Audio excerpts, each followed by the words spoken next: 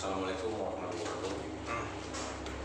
Saudara-saudara mahasiswaku di Fakultas Hukum, kalian akan mengajar di mata kuliah Hukum Pidana Internasional, yaitu untuk semester 5.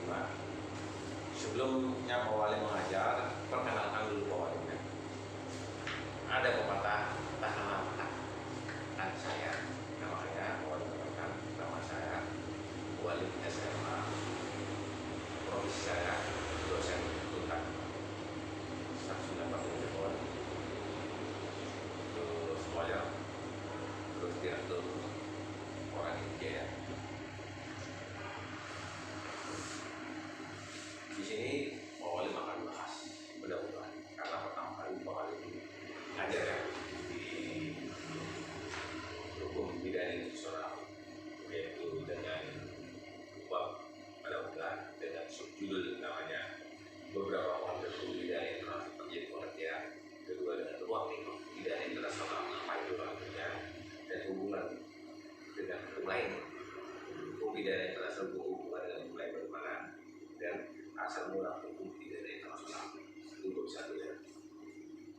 Di sini beberapa pengertian dari pakar banyak sekali dikatakan, tapi isinya itu sama, mirip-mirip benar, mirip-mirip sama. Di sini global daripada pengertian hukum pidana internasional adalah sekelompok aturan hukum internasional yang melarang kejahatan-kejahatan internasional dan memberikan kewajiban kepada negara-negara untuk menuntut dan menghukum sekurang-kurangnya beberapa bagian dari kejahatan-kejahatan itu. Itu adalah definisi dari pengertian pidana internasional. Itu dia namanya. Nah, dari pengertian itu ya ada tiga jenis hukum pidana di dunia ini. Pertama di Indonesia, yaitu hukum pidana nasional. Apa itu hukum pidana nasional? Yang dikenal dengan hukum pidana positif atau hukum publik. Apa pengertian dari hukum publik atau hukum pidana? Hukum publik itu hukum yang mengatur antara perorangan dengan negara pada umumnya. Itu namanya hukum publik. Jadi hukum yang mengatur orang dengan negara pada umumnya. Ya. Jadi negara yang berkehendak. Itu namanya hukum publik. Dan apa hukum perdata? Hukum perdata. Tapi di sini Pak Wali akan menjelaskan dengan pidana nasional, tapi alangkah baiknya para mahasiswa mengerti apa namanya hukum pidana atau hukum publik, apa itu yang namanya hukum perdata atau privat pribadi. Kalau hukum perdata itu hukum yang mengatur antara orang per orang dengan badan hukum yang lainnya. Coba para mahasiswa, apa yang dinamakan badan hukum? Tahu nggak? Contohnya bagaimana badan hukum? Ada badan hukum yang sifatnya publik, ada badan hukum yang sifatnya perdata. Itu namanya badan hukum. Kalau badan hukum yang sifatnya publik, yaitu misalnya desa, kecamatan, kabupaten, dan negara. Nah, badan hukum sifatnya perdata, yaitu PT, yayasan, operasi. Itu namanya badan hukum perdata. Nah, di sini Pak Wali akan menjelaskan tentang hukum pidana internasional. Itu pertama tentang hukum pidana, ada jenis-jenis ya, jenis pidana nasional adalah, coba dituliskan, hukum pidana nasional, hukum pidana yang berkembang di dalam kerangka tertib hukum nasional dan dilandasi sumber hukum nasional. Ada yang nama sumber hukum negara kita? Sumber hukum di negara kita ada yang mana? Sumber hukum di negara kita adalah pertama undang-undang dasar 45, undang-undang, terus peraturan-peraturan, ada kebiasaan, jurisprudensi, terus agama, dan lain-lain. Itu adalah perbendaharaan hukum atau sumber hukum ya, yang membuat kita terbentuk hukum positif ya. Itu hukum. Nah, satu jenis pidana nasional, kedua jenis pidana internasional. Apa itu jenis pidana internasional? Adalah hukum yang menentukan hukum pidana nasional mana yang ditetapkan terhadap kejahatan yang nyata telah dilakukan pidana terhadap unsur-unsur internasional. Jadi hukum pidana, intinya hukum pidana nasional yang terdapat adanya unsur-unsur hukum pidana internasional, itu namanya hukum pidana internasional ya. Jadi pidana nasional, pidana internasional, yang satu lagi pidana transnasional ya. Itu atau supranasional. Artinya hukum pidana supranasional ialah hukum pidana dari masyarakat yang lebih luas atau besar yang terdiri dari negara dan rakyat. Berarti standar hukum pidana yang telah berkembang di dalam kumpulan masyarakat tersebut yang besar, itu namanya supranasional. Jadi ada tiga jenis hukum pidana nasional, internasional, dan supranasional ya.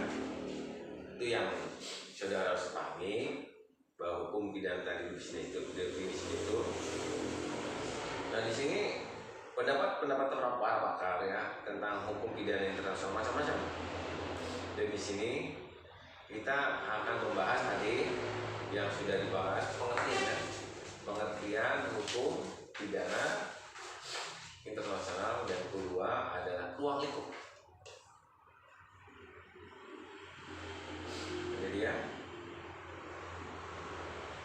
Jadi ruang lingkup hukum pidana internasional artinya lingkup tertulis hukum pidana nasional yang atau internasional ya. Namun kewenangan penegakan hukumnya diserahkan kepada yurisdiksi negara. Jadi begini ya, intinya ruang lingkup hukum pidana internasional adalah hukum pidana nasional yang ada unsur-unsur pidana nasional di mana terjadi tempat peristiwa kejadian. Misalnya di negara Amerika, di sana bisa sidang di negara Amerika, di Indonesia bisa sidang di Indonesia. Itu intinya ya.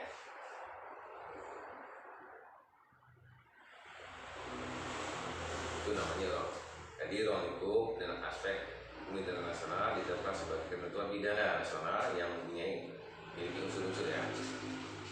Itu namanya. Nah, saya bahas ini tentang ya. Di dalam ilmuwan hukum pidana internasional terdapat dua pandangan mengenai ruang lingkup hukum pidana internasional ya, yakni mereka yang menganut pandangan sempit dan mereka yang menganut pandangan luas ya. Kelompok pertama memandang ruang lingkup hukum pidana internasional terhadap pada tindak pidana yang merupakan perhatian masyarakat internasional secara keseluruhan yang mencederai rasa kehormatan dan kemuliaan martabat manusia. Ini contoh-contoh ruang lingkup hukum pidana nasional contohnya. Misalnya pemusnahan ras, pemusnahan ras atau kelompok itu namanya genosida. Itu namanya genosida ya, artinya pemusnahan ras atau kelompok ya, genosida namanya. Kedua, kejahatan internasional kemanusiaan tadi ras. Nah sekarang kejahatan internasional kemanusiaan yang namanya crime against humanity. Dua tadi satu ras, kedua kejahatan terhadap kemanusiaan namanya crime against humanity, ketiga kejahatan perang itu sebagai kejahatan pelakunya kejahatan internasional, kejahatan perang. Kekuatan kejahatan terhadap perdamaian ada juga kejahatan perdamaian, karena setelah berdamai tidak menepati damainya atau tidak menepati janjinya, itu kejahatan perdamaian. Misalnya sudah ada kejahatan perdamaian tapi setelah 2 hari lagi gempur lagi, itulah kejahatan atau perangan, itu kejahatan perdamaian. Nah, dan yang klasik adalah kejahatan pembajakan di laut lepas. Itu kejahatan-kejahatan yang masuk kejahatan internasional ya. Itu ruang lingkupnya. Jadi ruang lingkup ada kejahatan ras, kejahatan kemanusiaan, kejahatan perang, kejahatan perdamaian, kejahatan di laut lepas.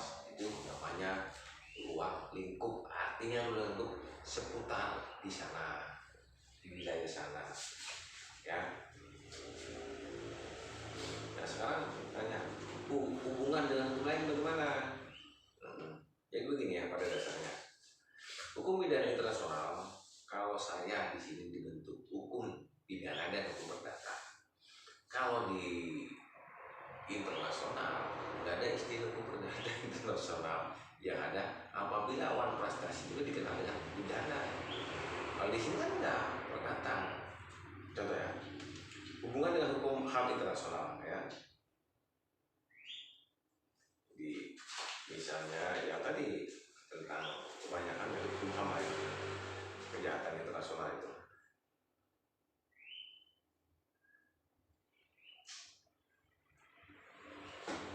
Ya contoh yang menyangkut tentang HAM-nya di sini ya, dijelaskannya tentang HAM juga konvensi di atas ya. Jadi saya katakan di sini konvensi penghapusan segala bentuk diskriminasi rasial itu yang tadi kejahatan genosida ya, harus dihapuskan.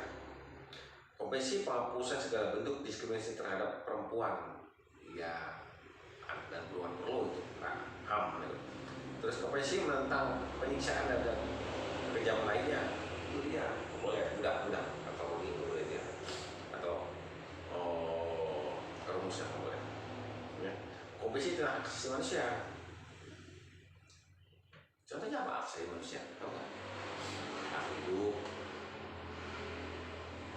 hak berpendapat, hak berdikari, segala macam hak ya, yang melekat pada diri dan itu hak asasi manusia yang tidak boleh diganggu.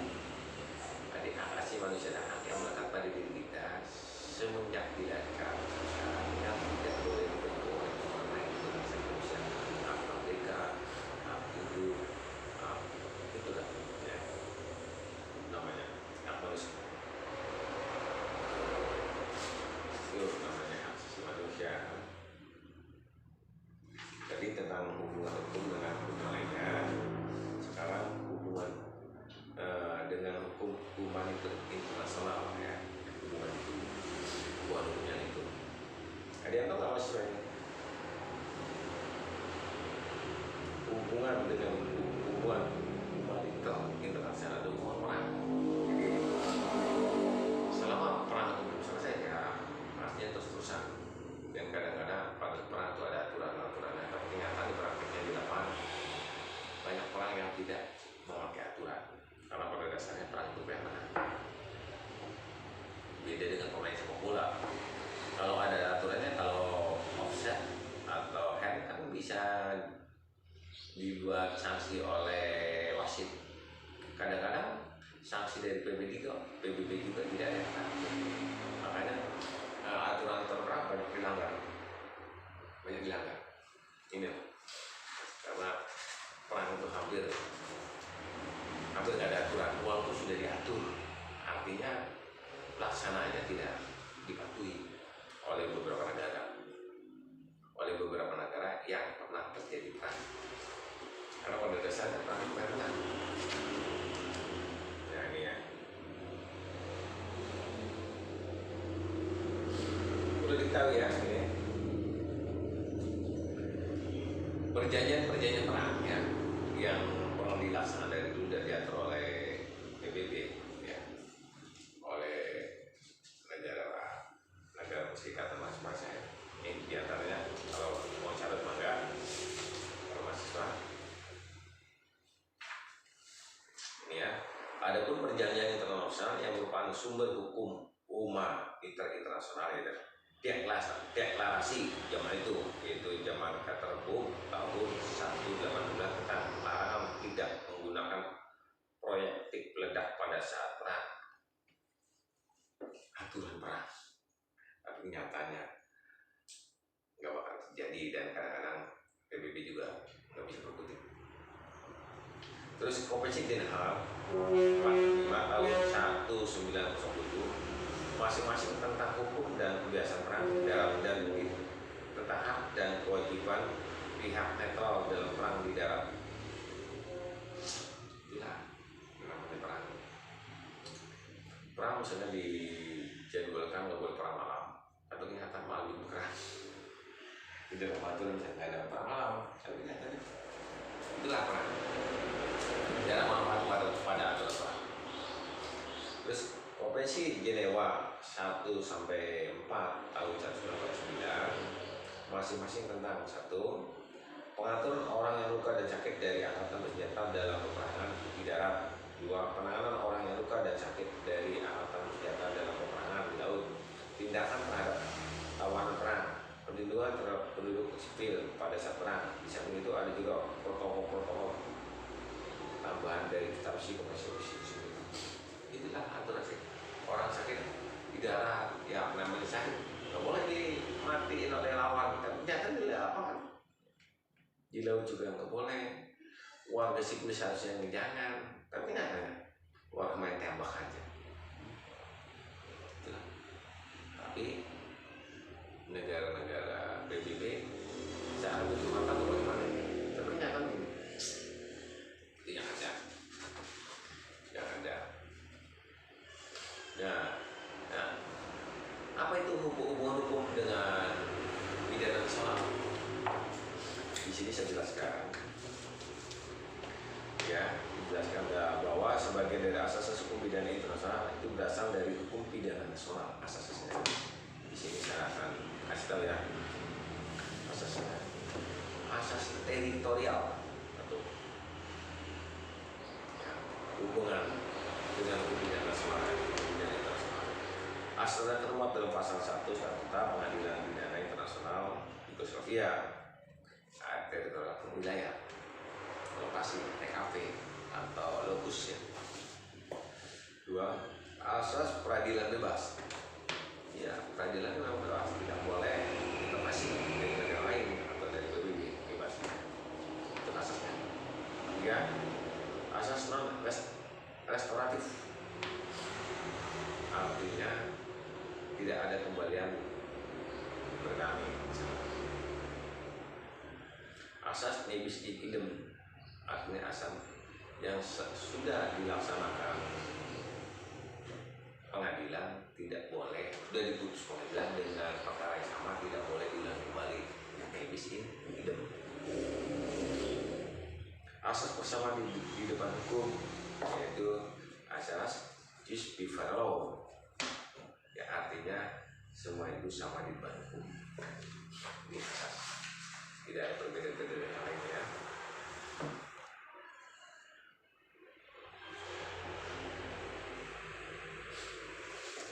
Nah, sedangkan yang ada ini, tadi kan asas restoratif itu, asas non restoratif tidak berlaku surut nyatanya. Sedangkan kenyataannya masih berlaku dengan asas, atau bukan berlaku, masih ada praktek-praktek tentang asas restoratif atau asas berlaku ke bawah. Boleh berlaku ya. Misalnya ada suatu perjanjian, sekarang perjanjian sebelumnya harus batal, tapi ini masih berlaku. Ya, asas pengesampingan jabatan publik.